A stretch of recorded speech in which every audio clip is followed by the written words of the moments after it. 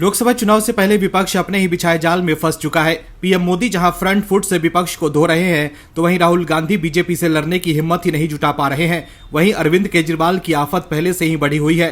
केजरीवाल के खिलाफ ईडी ने शिकंजा कस दिया है और अब कोर्ट से भी केजरीवाल के लिए लगातार बुरी खबर आ रही है।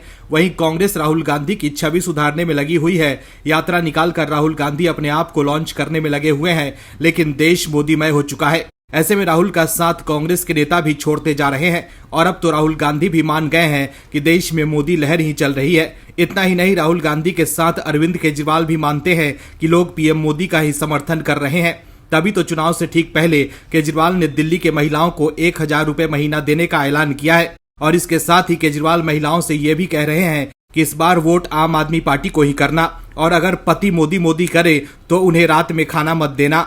मतलब वोट के लिए केजरीवाल इस हद तक पहुंच गए हैं कि वो महिलाओं को रिश्वत देने के साथ ही उन्हें उनके पति के खिलाफ भड़काकर परिवार में झगड़ा करवाना चाह रहे हैं। लेकिन केजरीवाल के इस बयान से आप अंदाजा लगा सकते हैं कि हर घर में बस पीएम मोदी की ही गूंज है। इस खबर में आगे आपको बताएंगे डिटेल में कि कैसे राहुल गांधी की हो गई है भारी बेइज्जती और कैसे केजरीवाल के मंसूबों पर पानी फिरता दिख रहा है। तो बने रहिए वीडियो में अंत तक और देखिए हमारी ये खास रिपोर्ट। यात्रा निकालकर बड़ी बड़ी बातें करने वाले राहुल गांधी ने बीजेपी के सामने हथियार डाल दिया है। लोकसभा चुनाव से पहले राहुल गांधी खूब ऐलान कर रहे हैं कि उनकी सरकार बनेगी तो वो क्या करेंगे, लेकिन राहुल को भी मालूम है कि देश में मोदी लहर चल रही है और आएंगे तो मोदी ही। दोस्तों, लोकसभा चुनाव 2024 से पहले ही कांग्रेस मानसिक तौर पर हार चुकी है। ये बात उनकी पहली उम्मीदवार की सूची देखकर समझ आ गया। कांग्रेस के यूपी के नेता दम पर रहे थे कि राहुल गांधी फिर से अमेठी से ही चुनाव लड़ेंगे और जीत भी जाएंगे। फिर भी कांग्रेस आलाकमान ने अमेठी से राहुल के लिए रिस्क लेना बेहतर नहीं समझा। तभी राहुल गांधी को फिर से वायनाड से टिकट दे दिया। राहुल गांधी में इतनी ताकत ही नहीं बची कि वो अमेठी की जनता से अपने किए गए विकास के नाम पर वोट मांग सकें, क्योंकि अमेठी को अपनी जागीर मान चुकी कांग्रेस पार्टी ने शायद भाप लिया है कि अमेठी के लोगों की विचारधारा बदल चुकी है और वो परिवारवाद से नहीं विकासवाद से जुड़ना चाहते हैं। तभी तो अमेठी की जनता ने कांग्रेस को यह एहसास दिला दिया कि अपने युवराज को यहाँ मत भेजो, नहीं तो करारी शिकस्त का सामना करना पड़ेगा। जिसके बाद बीजेपी ने भी राहुल गांधी पर हमला करने में देर नहीं लगाई। लोकसभा चुनाव 2024 को लेकर कांग्रेस उम्मीदवारों की पहली लिस्ट जारी हुई है। इसमें पार्टी के पूर्व अध्यक्ष राहुल गांधी समेत 39 लोगों के नाम शामिल हैं। राहुल इस बार भी केरल की वायनाड लोकसभा सीट से ताल ठोकने जा रहे हैं। हालांकि उत्तर प्रदेश की अमेठी सीट को लेकर कांग्रेस ने अभी तक किसी के नाम का ऐलान नहीं किया। अब इसे लेकर भारतीय जनता पार्टी ने कांग्रेस पर निशाना साधना शुरू कर दिया है। बीजेपी आईटी सेल के चीफ अमित मालवीय ने एक्स पर पोस्ट करते हुए कहा कि क्या राहुल गांधी डर गए हैं। मालवीय ने लिखा कि राहुल गांधी अमेठी से चुनाव नहीं लड़ेंगे, डर गए। राहुल गांधी साल 2004 से 2019 तक अमेठी से सांसद रहे। 2019 के लोकसभा चुनाव में वो बीजेपी उम्मीदवार स्मृति ईरानी से चुनाव हार गए। राहुल ने पिछली बार वायनाड सीट से भी चुनाव लड़ा था, जहां से वो वर्तमान में सांसद हैं। राहुल के 2024 में अमेठी से भी चुनाव लड़ने की अटकलों पर केंद्रीय महिला एवं बाल विकास मंत्री स्मृति ईरानी ने निशाना साधा था। उन्होंने कहा कि कांग्रेस अमेठी से अपना प्रत्याशी घोषित करने का साहस तक नहीं जुटा पा रही है। उससे ये जाहिर होता है कि उन्हें पराजय का डर है। स्मृति ईरानी ने अपने बयान में कहा था कि जो लोग कहते हैं कि अमेठी गांधी परिवार का गढ़ है, उन्हें उम्मीदवार घोषित करने में इतना समय क्यों लग रहा है। उनके आत्मविश्वास की कमी आपको बताती है कि अमेठी अब राहुल गांधी का गढ़ या कांग्रेस का गढ़ नहीं रह गया है। अगर वो 2 सीटों पर चुनाव लड़ रहे हैं तो इसका मतलब ये है कि वो चुनाव से पहले ही अमेठी से अपनी हार की घोषणा कर चुके हैं। वहीं स्मृति ईरानी के बयान पर कांग्रेस महासचिव संचार प्रभारी जयराम रमेश ने कहा कि स्मृति ईरानी चाहे कुछ भी कहें, लेकिन हमारी ये एक प्रक्रिया है। बैठक में विचार विमर्श होता है, इसके बाद उम्मीदवारों की लिस्ट जारी की जाती है। अंतिम निर्णय सीईसी ही लेती है और राहुल गांधी और प्रियंका गांधी वाड्रा कहां से चुनाव लड़ेंगे। वहीं कांग्रेस की पहली सूची पर बीजेपी के प्रहार के बाद जयराम रमेश ने कहा कि ये एक मजबूत सूची है, आगे और भी सूचियां जारी की जाएंगी। एक प्रथा के अनुसार कांग्रेस का केंद्रीय नेतृत्व उम्मीदवारों की घोषणा कर रहा है। बीजेपी की तरह यहां पर केवल 2 लोग उम्मीदवारों के नाम की घोषणा नहीं करते। जयराम ने कहा कि हम बीजेपी के विपरीत एक निर्धारित प्रक्रिया के अनुसार लोकसभा चुनाव में उम्मीदवारों की सूची जारी करते हैं। बीजेपी ने 2 लोग फैसला करते हैं, ये सबको पता है, मुझे बताने की जरूरत नहीं है। तो देखा आपने कैसे राहुल गांधी सिर्फ अमेठी से चुनाव लड़ने की हिम्मत नहीं जुटा पा रहे और अब जयराम रमेश को राहुल गांधी का बचाव करना पड़ रहा है। आम आदमी पार्टी के मुखिया अरविंद केजरीवाल एक्सपोज हो गए हैं और अब कभी भी केजरीवाल जेल जा सकते हैं। केजरीवाल ने सोचा नहीं होगा कि इतनी जल्दी उनकी पोल खुल जाएगी और वो बेनकाब हो जाएंगे। जनता से वोट हासिल करने के लिए केजरीवाल ने खूब प्रपंच रचे, लेकिन अब उनकी पोल खुल गई है। सत्ता में आने से पहले केजरीवाल बड़ी बड़ी डींगे हाँकते थे, लेकिन सत्ता में आते ही ऐसे पलटे कि गिरगिट भी शर्मा जाए।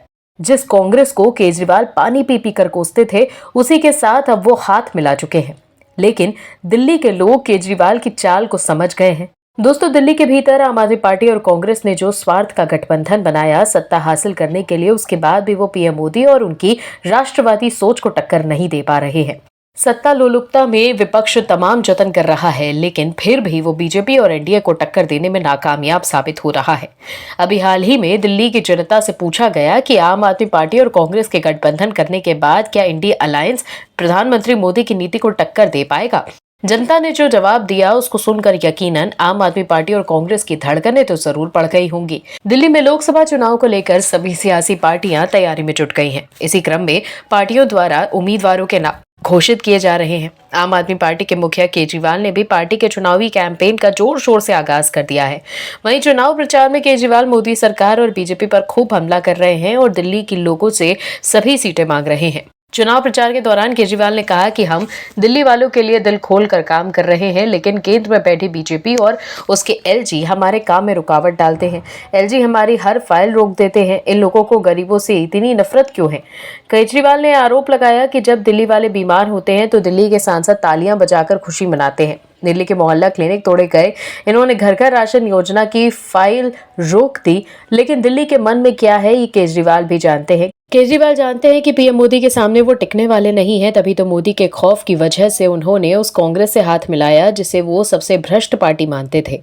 लेकिन दिल्ली की जनता सब जानती है कि किसे वोट देना है। दिल्ली में आम आदमी पार्टी और कांग्रेस ने गठबंधन कर लिया है, जबकि बीजेपी अकेले चुनावी मैदान में है। ऐसे में सवाल उठता है कि क्या आम आदमी पार्टी और कांग्रेस का गठबंधन बीजेपी पर भारी पड़ेगा या फिर बीजेपी एक बार फिर जीत का परचम लहराने में सफल होगी। इसी को लेकर एक ओपिनियन पोल कराया गया जिसके नतीजे चौंकाने वाले हैं। इंडिया टीवी सीएनएक्स के ओपिनियन पोल के मुताबिक दिल्ली में बीजेपी पूरी तरह से सभी सीटों पर काबिज होती दिख रही है। जहां एक तरफ दिल्ली में बीजेपी क्लीन स्वीप कर रही है, तो वहीं दिल्ली में आम आदमी पार्टी कांग्रेस गठबंधन का खाता नहीं खुलेगा। नई दिल्ली से पहली बार सुषमा स्वराज की बेटी बांसुरी स्वराज चुनावी मैदान में है। ओपिनियन पोल के मुताबिक बांसुरी पहली बार में लोकसभा पहुंच सकती हैं। मतलब केजरीवाल लाख मोदी सरकार और बीजेपी पर हमला करें, लेकिन दिल्ली में उनका खाता खुलना मुश्किल है। 2019 के लोकसभा चुनाव में कांग्रेस को 22.50% वोट मिले थे, जबकि आम आदमी पार्टी का वोट शेयर 18.10% रहा था, जबकि बीजेपी को अकेले 56.9% मत मिला था। लोकसभा चुनाव 2024 को लेकर सभी पार्टियां एक्शन में हैं। प्रधानमंत्री नरेंद्र मोदी जहां ताबड़तोड़ सभाएं कर रहे हैं, तो वहीं राहुल गांधी यात्रा में बिजी हैं। इंडी गठबंधन के नेता भी कह रहे हैं कि राहुल गांधी को घूमना फिरना बंद करके सीटों के बंटवारे पर ध्यान देना चाहिए। लेकिन सवाल है कि जब तक युवराज की लॉन्चिंग नहीं होगी, तब तक सीट बंटवारे पर बात कर कांग्रेस कर भी क्या लेगी। लेकिन कांग्रेस भी जोर लगा रही है कि कहीं राहुल की सियासी लॉन्चिंग हो जाए, लेकिन अब चुनाव की तारीखों का ऐलान कभी भी हो सकता है। ऐसे में सभी दल अपने कैंडिडेट्स का ऐलान कर रहे हैं। बीजेपी के बाद अब कांग्रेस ने भी पहली लिस्ट जारी कर दी है, लेकिन कांग्रेस की पहली लिस्ट देखकर भी आप समझ ही जाएंगे कि कांग्रेस के चुनाव से पहले ही हथियार डाल दिए हैं। बीजेपी और कांग्रेस की पहली लिस्ट से आप अंदाजा लगा सकते हैं कि कौन किस पर भारी है, या यूं कह लीजिए कि कौन कितना पानी में है। दरअसल लोकसभा चुनाव 2024 को लेकर भारतीय जनता पार्टी के बाद अब कांग्रेस पार्टी ने भी अपने प्रत्याशियों की पहली सूची जारी कर दी। कांग्रेस की पहली सूची में 39 नाम सामने आए हैं। इनमें छत्तीसगढ़ से 6, कर्नाटक से 7, केरल से 16, लक्षद्वीप से 1, मेघालय से 2, नागालैंड से 1, सिक्किम से 1, तेलंगाना से 4 और त्रिपुरा से 1 उम्मीदवार उतारा गया है। इसमें वायनाड से राहुल गांधी, जैसा कि सबको मालूम था, तिरुवनंतपुरम से शशि थरूर, अलुब्झा से केसी वेणुगोपाल, राजनांदगांव से भूपेश बघेल, मेघालय से विसेंट पाला और त्रिपुरा वेस्ट से आशीष साहा का नाम सामने आया है। 39 उम्मीदवारों वाली कांग्रेस की इस पहली सूची में 15 उम्मीदवार सामान्य कैटेगरी यानी जनरल कैटेगरी से हैं, जबकि 24 उम्मीदवार पिछड़े, दलित, आदिवासी और अल्पसंख्यक समाज से आते हैं। कांग्रेस की पहली लिस्ट आने से पहले चर्चा थी कि वाराणसी से प्रधानमंत्री मोदी के सामने अजय राय को उम्मीदवार बनाया जा सकता है। वहीं बाराबंकी से तनुज पुनिया के नाम की चर्चा थी। हालांकि इन नामों के ऐलान नहीं किए गए। वहीं राहुल गांधी को एक बार फिर से वायनाड से प्रत्याशी बनाया गया है। पिछले चुनाव में राहुल गांधी ने 2 सीटों से चुनाव लड़ा था। राहुल गांधी को अमेठी सीट से हार का सामना करना पड़ा था। बीजेपी की स्मृति ईरानी ने राहुल गांधी को वहां से हरा दिया था। दूसरी सीट राहुल गांधी ने वायनाड की चुनी थी। यहां से राहुल गांधी को जीत मिल गई थी। वहीं आशंका जताई जा रही थी कि कांग्रेस प्रियंका गांधी वाड्रा को लेकर के भी कोई घोषणा कर सकती है, मगर कांग्रेस ने सिर्फ राहुल गांधी के वायनाड से चुनाव लड़ने की घोषणा की और प्रियंका गांधी वाड्रा के बारे में कोई जानकारी नहीं दी। वहीं अब आपको बताते हैं कि कांग्रेस कैसे बीजेपी से पीछे रह गई है। दरअसल बीजेपी ने अपनी पहली लिस्ट में 195 उम्मीदवारों की घोषणा की थी, लेकिन कांग्रेस ने सिर्फ 39 उम्मीदवारों के नामों का ऐलान किया है। ऐसे में सवाल है कि क्या कांग्रेस के पास चुनाव लड़ने के लिए कैंडिडेट भी नहीं बचे हैं? ये सवाल इसीलिए उठ रहा है क्योंकि कांग्रेस के नेता भागकर बीजेपी में शामिल हो रहे हैं। कांग्रेस ने जहां 39 उम्मीदवारों का ऐलान किया है, तो वहीं बीजेपी अब दूसरी लिस्ट भी जारी करने जा रही है और अब बीजेपी ने लोकसभा चुनाव के उम्मीदवारों की दूसरी सूची के लिए 150 नामों को शामिल किया है। ऐसे में आप समझ सकते हैं कि बीजेपी फ्रंट फुट पर खेल रही है, तो वहीं कांग्रेस को कैंडिडेट ही नहीं मिल रहा है। बीते कई दिनों से चर्चा थी कि कांग्रेस भी उम्मीदवारों की पहली लिस्ट जारी करने जा रही है, लेकिन इतने शोर शराबे के बावजूद कांग्रेस ने सिर्फ 39 उम्मीदवारों के नाम का ऐलान किया। कहा जा रहा है कि प्रियंका गांधी वाड्रा को रायबरेली से कांग्रेस उतार सकती है, लेकिन पहली सूची में प्रियंका का नाम शामिल नहीं है, या यूं कहे कि गायब है। ब्यूरो रिपोर्ट और वीडियोस देखने के लिए चैनल को सब्सक्राइब करें और बेल आइकन को दबाएं।